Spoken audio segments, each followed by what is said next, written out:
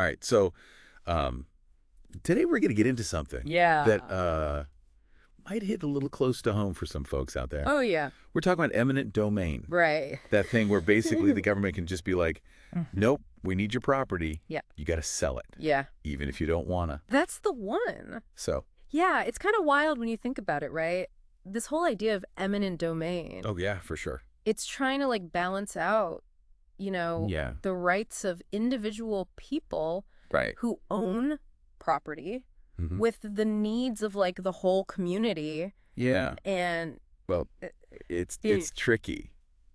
For sure. It's definitely one of those things where it's like, okay, I get the concept. Yeah. But then when you actually like look at the stories, that's where it's like, oh, yeah. Whoa. It gets messy. This is way more complicated than I thought. Totally. So for this deep dive, we've got excerpts from some legal texts and stuff. But what I'm really excited about is like we've got some real life stories. Ooh, I love those. To show just how complicated this whole thing can get. Yeah. But what's up? Before we get to those, let's break it down. Let's back up a little. Basics first. And just like the basics here, like when would the government actually even use this power? Okay. Like, what are the situations? The most common one you'll see is for, like, public projects. Okay. So think, like, new highways. Right. Schools. Makes sense. Maybe even a park. Yeah. Things that pretty much everybody's like, yeah, that's for the benefit of the community. Everyone needs those. Right. Exactly. Oh, okay. That makes sense. Pretty straightforward. But I have heard it can get a little fuzzier. It can get real fuzzy real fast. Right. So, yeah, sometimes eminent domain will pop up. Okay. For things like economic development projects or urban renewal. Okay. And the argument there is that these projects will eventually benefit everyone. So like the trickle down. Kind of. Yeah. It's like... eventually it'll all come back around. Help everybody. Yeah. But often that means like kicking individual homeowners out to make it happen. Should get the ball rolling. Exactly. That's where it's like, okay. Yeah, that's where this is where it gets sticky. The tension comes in. Right. Yeah. Because it's like, okay, imagine you've lived in your home for years. Maybe it's been in your family for generations. Right. And all of a sudden, someone knocks on your door and says, you have to move. Get out of here. Like, how do you even... How do you put a price on that? Right. Yeah. Exactly. Like, that can't just be like... That's gotta be... more than just like... Yeah, it's not just about, like, what the market says. Right. Your house is worth. It's way more than market value. Way more. There's memories. Yeah, you're totally right. All that. So this gets into this legal idea of just compensation. Okay. Which means basically the government has got to pay you a fair price for your property. Makes sense. But like you were saying, what fair means, that's up for debate. That's super subjective. Super subjective. Right. Yeah. Because like you said, it's not just about market value. Right. It's about... like the hassle of moving, finding a new place. Finding a new place that feels like home. Right. Yeah. Like all those... and the emotional stuff, the memories, like you said, the generations. Yeah, all that history. Yeah. How do you put a dollar amount on that? Right. It's tough. So is that is that ever considered?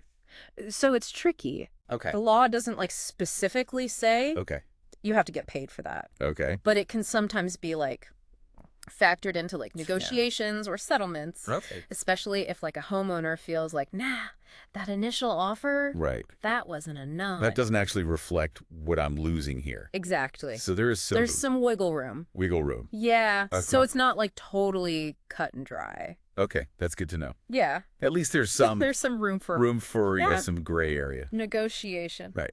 Okay, so I guess this is where it gets real. It's real for folks. The listener. Yeah. Right now. Yeah, think about your own place. Like, think about your own home. Yeah. Like, what would it take for you to feel like, okay, I'm actually being fairly compensated. This is fair. If I'm being forced to move. Yeah, because that's a question. It's a real question. That a lot of people that people actually have to deal with. Yeah, they have to grapple with that. It's not just theoretical. Yeah, this is real world stuff. This is actually happening to people. This is people's lives. So, and this is where it gets real contentious. Right. Yeah. Because it's like... yeah, because homeowners do have some rights here. Okay. Like they can challenge like what the government says. Right. Their assessment is they can negotiate. Yeah. They can even like Oh, wait. Take it to court if they want. Oh, wow. Yeah. So there are ways to... There are ways to push back. Push back. Yeah. Okay. But it's important to remember. Right. That you can't, like, completely stop eminent domain. All right. Like, that power is limited. All but right. knowing your rights is, like, super important for navigating this whole process. So know your rights, basically. Know your rights. Yes, that's the key takeaway. Oh, the takeaway. Yeah. Okay, so it sounds like it's worth looking at some let's look at some real-world examples to see how this actually plays out. Examples. And we got some... You got some doozies. Some doozies today. Oh, yeah. Like... So one case that really, like, shook things up was Kilo v. City of New London. Okay. This was back in 2005. Okay. And this case... They were taking homes, not for like a road or a school, but to build like a private development project. So like a shopping mall or something. Exactly like that. Wow. So it went all the way to the Supreme Court. Oh, wow. And it sparked this huge national debate about like what public use even means. Right. Because if it's... Yeah, because it's like if they can take your house for a private... For money. Yeah, for like a business, basically. Yeah. Right. Doesn't that like totally undermine individual property rights? Like what's even the point? Right, exactly. Of owning your house. Yeah. At that point. That's a good question. If they can just take it whenever for whatever reason. Yeah. So wow. Big case. No kidding. Yeah. What happened after? What happened after Kilo? That case. Yeah, so it had like... Did anything change? It had a big ripple effect. Oh. A lot of states actually passed like stricter laws after that. Making it harder to use eminent domain for private projects. Gotcha. So it definitely forced people to like rethink the limits of this power. Like, yeah. Maybe we went too far with this. Maybe this is a little too much power. All right, so another case I wanted to talk about. Yeah, me. This one's pretty gut-wrenching. Oh, boy. This is the Battle of Chavez Ravine. Okay, yeah. In Los Angeles. This one's tough. Back in the 1950s. Yeah. This one's particularly sad because it was like a whole largely Mexican-American community that got displaced. Yeah. The city used eminent domain to take their homes. Okay. Initially, they were promising like public housing. Okay, interesting. But it didn't quite work out that way? Right. Nope. So the housing project got scrapped. Yeah. And guess what ended up on that land? I don't know. Dodger Stadium. Oh, wow. Yeah. So not only were they forced out of their homes, but then they had to watch a stadium get built where their community once stood. That's rough. Talk about adding insult to injury. That's brutal. Yeah. Man. So it's like... How is that that really for the public good? Yeah. Was building a stadium really for the public good? Right. Or did they just want to like... Right. Or was it just because this community and they didn't care? Yeah. And these questions are still... They're still being debated today.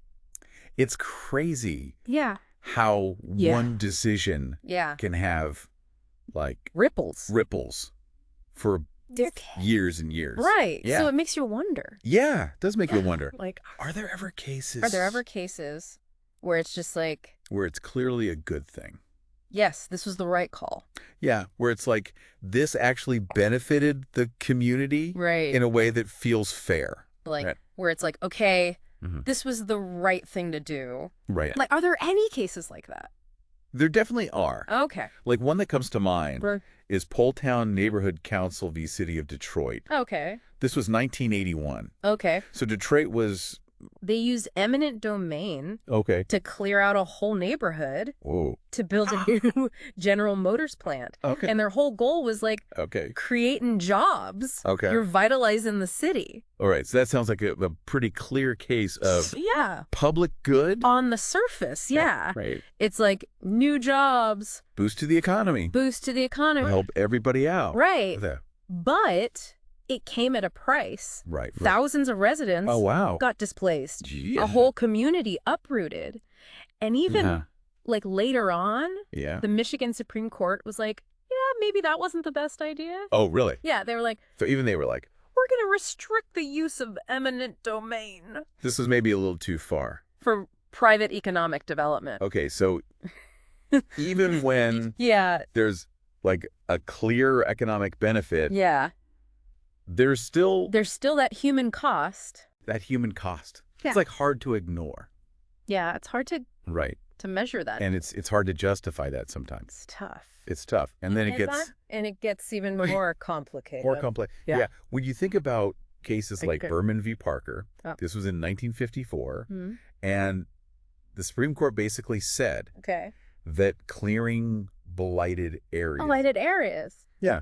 So you're thinking like rundown neighborhoods. Okay. Yeah. So like they can just come in and be like, yeah, they can be like, this whole neighborhood is blighted. This is blighted. We're taking it. We're redeveloping. And that counts as a public use. Even if it means kicking people out. Even if it means displacing people. Wow. Yeah. So that case kind of opened the door. It opened the door for a lot of urban renewal projects. Redevelopment projects. Yeah.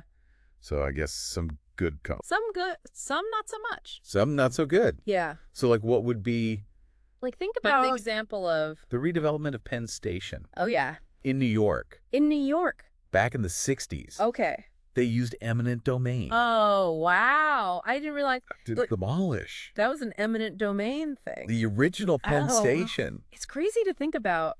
Yeah. How many projects? How many major projects? Throughout history have involved this. Involved eminent domain. Like kind of everywhere once you start looking for it. It's like one of those things where it's like, once you see it, you can't unsee it. You can't unsee it. And probably grow and change. Eminent domain's going to... as our cities get bigger. A bigger and bigger part of the conversation. Denser. Yeah. All that. Exactly. So we've covered a lot of ground here. We've done a lot. We've talked about we've hit when it's used. The legal stuff. The legal battles. The human cost. The human cost. But what I'm really curious about is like, what happens? Yeah, what happens after? After. Yeah. Like what happens after they take the property? Yeah, like how do people actually go through that? Navigate that whole experience? Right, because it's one thing to talk about the law, the theory, and all the big ideas. The big ideas. Yeah. But actually living through it. Yeah, how do people actually that's a whole cope with that. Another thing. And deal with that. And what are those stories? Exactly. So we'll explore those. We'll get into that when we come back.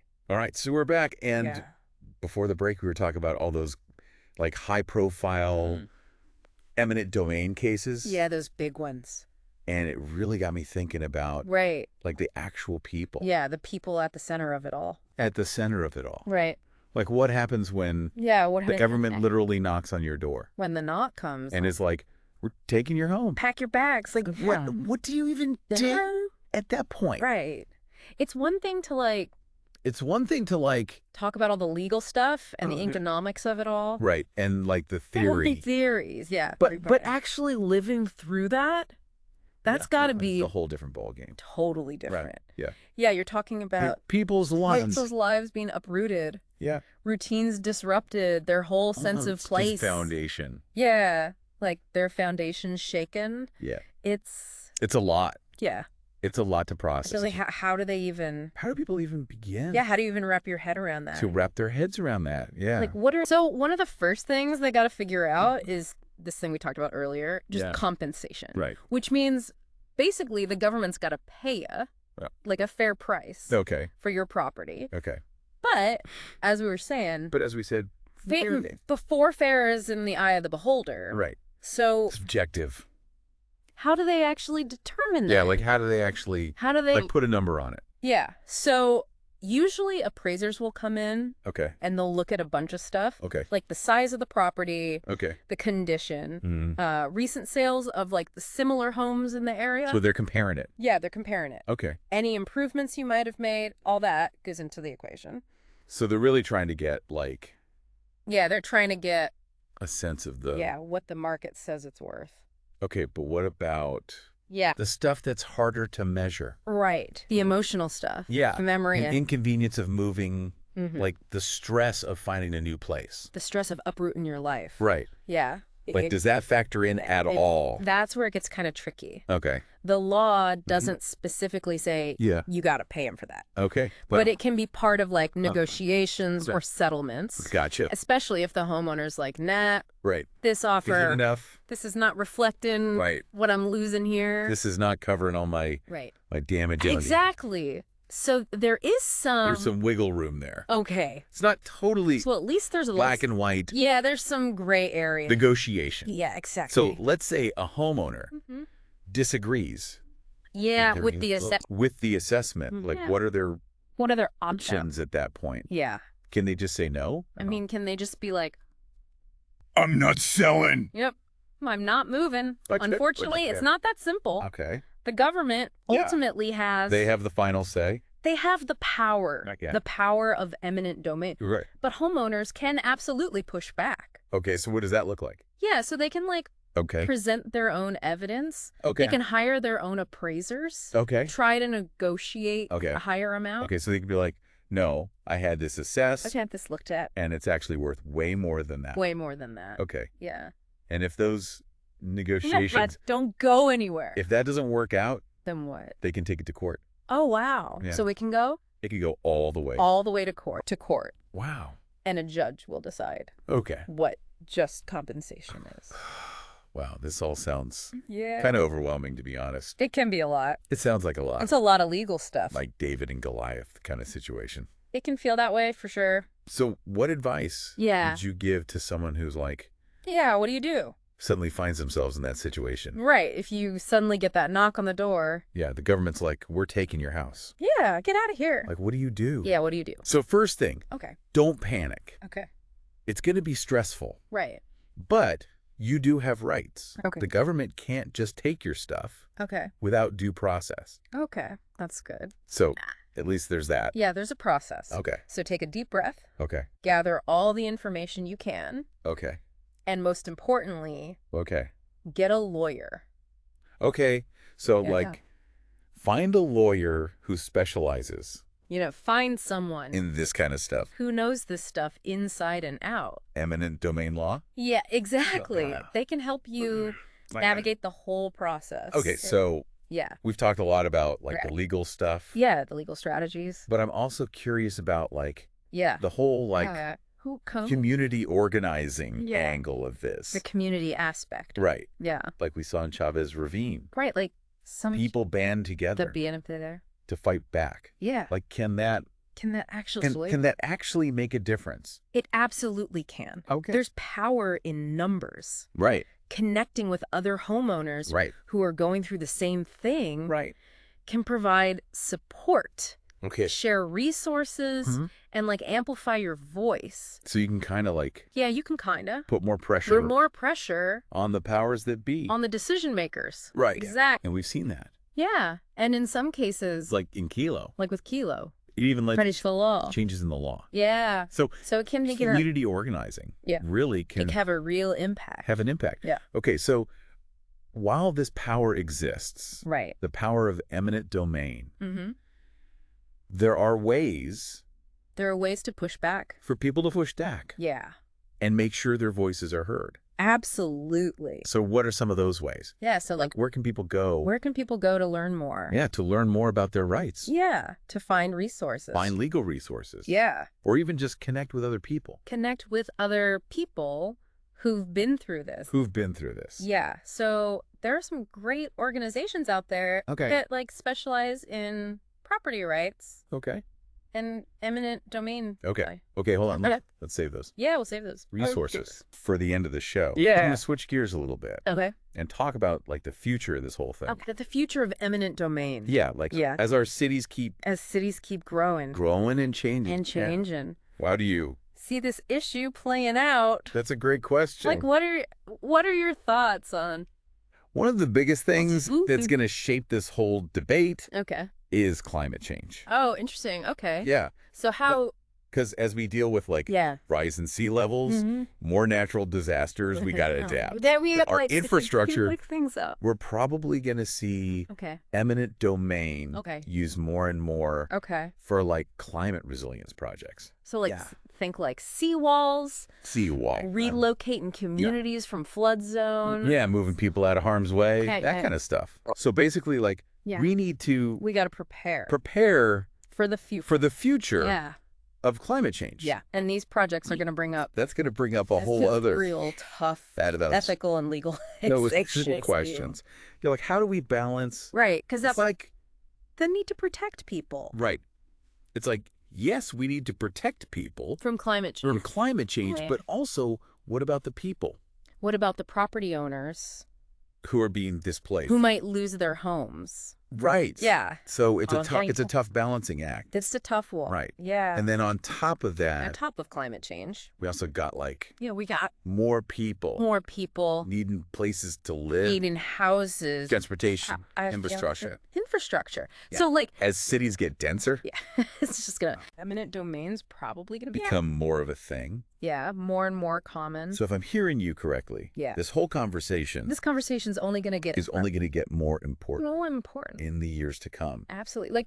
This is not going away. It's not going away. This is something we got to figure this out. We got to figure it out. Okay, so we've covered a lot in this. Yeah, we've talked about a lot. Yeah, we've talked about the laws, the legal framework, the historical context, strategies for homeowners who are actually facing this. Yeah. But I think what I keep coming back to is the human cost. Yeah. We've talked about it. We've talked about it in the abstract. Yeah. But I think it's important to actually hear the stories.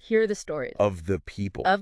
Who've gone through this. Yeah. Who've actually lived through it. And really understand. Yeah. What's the impact? That these decisions have on people, on individuals, families, and communities, entire communities. Yeah. So let's take a moment. To explore that. To hear those voices.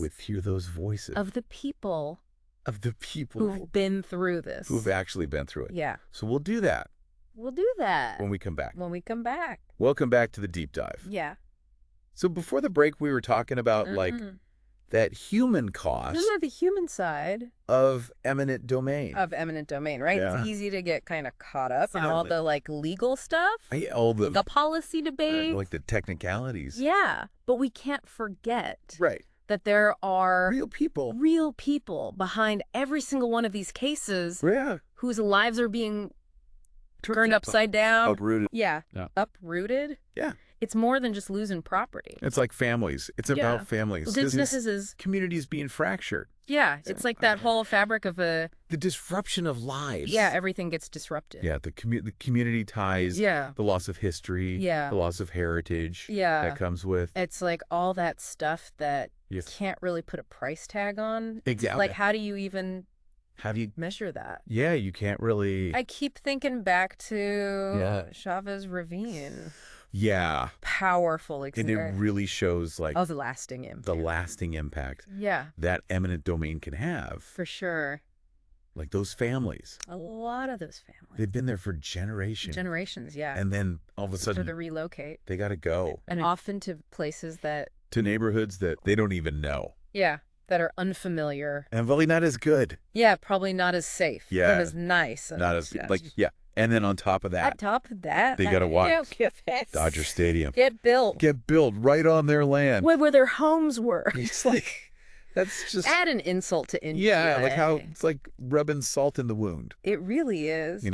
Yeah, for some people, that stadium represents progress. Okay. Economic development. Okay. Yeah. For the city. Yeah, I can see that. But for others, yeah, it's a constant reminder of the injustice. Of what they lost. Of what was taken from them. And it's like a wound that hasn't healed. Yeah, that hasn't fully healed. So it makes you wonder if yeah, it makes you wonder if eminent domain, if it can sometimes perpetuate the qualities. Is it targeting certain groups? Yeah, or certain communities more likely to be targeted. Yeah, that's a really important point. Right. Yeah, because we often see, like I said, is it just marginalized communities bearing a disproportionate burden of this whole eminent domain thing. Right. Yeah, and they might not have the resources to fight back. Right. To mount a legal challenge. Yeah. And they might be more vulnerable. Yeah, they're already to displace in a tough spot. Because of their economic situation. Right. Their social situation. That's not just about. Yeah, so it's not just about losing property. It's something that comes with that. Yeah, it's about the potential for further marginalization. Yeah. Pushing people further down. Yeah, and eroding community power. Right, exactly. Right. So it sounds like we need to find a better way. To balance this. We need to gotta recognize that sometimes it's necessary. It is necessary. For the greater good. But we also gotta protect individual rights. People are protected. Yeah. And that communities are treated fairly. And as our cities.